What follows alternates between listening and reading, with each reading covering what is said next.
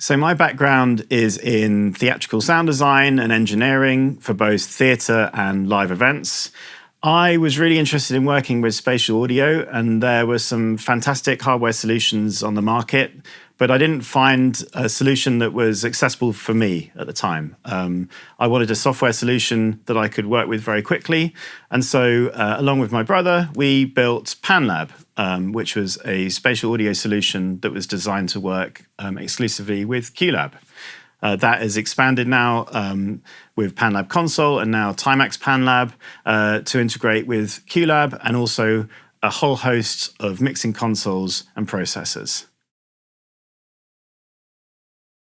So with panLab, I'm trying to democratize access to spatial audio. I want anyone on any scale of project to be able to work with object-based audio, spatial audio, immersive audio, using the hardware and software that they're already deploying on their production. So I was really focused on the usability of the product. I wanted a software solution that you could deploy in 5 minutes. I wanted the user to be able to just drag and drop loudspeakers onto a panner and start panning sound in a spatial environment. And so that goes all the way back to the algorithm that we developed in terms of working out the relationship between the loudspeakers when you place them on the panner, and goes all the way through to just concentrating on the core functionality, stripping out the complication, and just allowing the user to very quickly access the tools and the processes that they need to when they're designing a spatial audio sound design.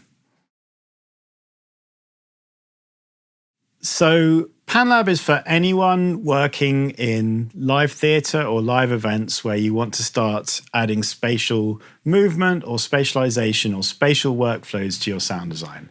So taking myself as an example, I was a theatrical sound designer working on productions where we had 3 days of tech rehearsals, for example. And it's for those situations where you need to really, really quickly work and deploy spatial audio.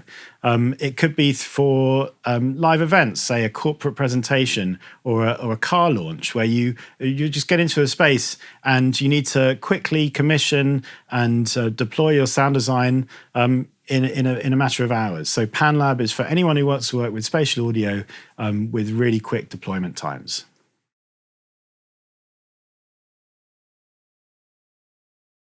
So with TiMax panLab, we're deploying a purely amplitude-based panning solution. That's great for moving sound effects around or potentially music sources. If you're looking at a hyper-realistic localization of sound, you probably want to be working with delay and amplitude-based panning, and that's where a TiMax Sound Hub comes in. With TiMax Sound Hub, you could localize an actor very, very accurately to a location on stage. You could also deploy the TiMax Tracker D4 solution to automate that movement to follow the actor as they move around the stage. So TiMax panLab for music sources and sound effects is a great solution for working very, very quickly with those in those examples. And as soon as you want really, really accurate localization for a large audience area, I'd direct you towards a TiMax Sound Hub.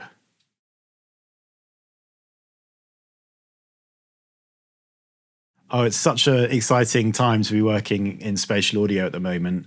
And for panLab in particular, we're going from a tiny company run by myself and my brother to being part of a huge company in the form of Focusrite Group. So we're just really excited about the kind of resources that are at our disposal now as we develop the product into the future.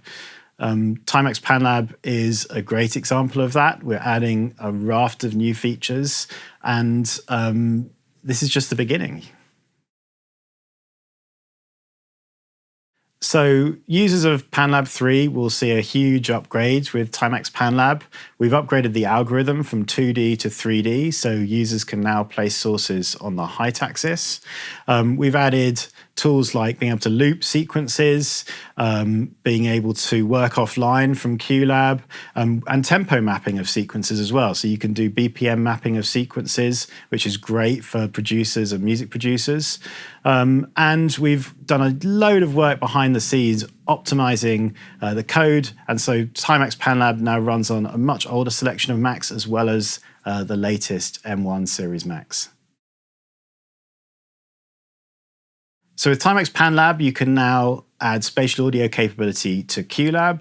You can work with mixing consoles and processors. And now, for the first time, you can actually control object position in TiMax Sound Hub.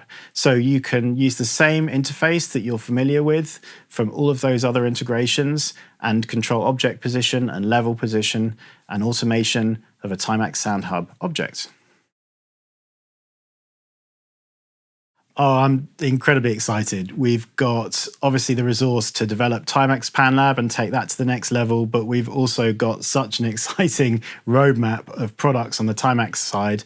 And my role is to work on the future development of both parts of that spatial audio ecosystem. The future that I wanted to see for spatial audio, I started to build with panLab. So it was about democratizing access to the technology, so that any time that spatial audio is relevant to a project, it's affordable and accessible to audio practitioners. And I see that continuing. I think we've seen a lot of development on that front over the last few years, and I hope to see that continue from us here at Focusrite, from all the manufacturers as well. I think spatial audio adds so much to the creative process, and I want anyone who wants to be able to use spatial audio to have the opportunity to go forward and use it.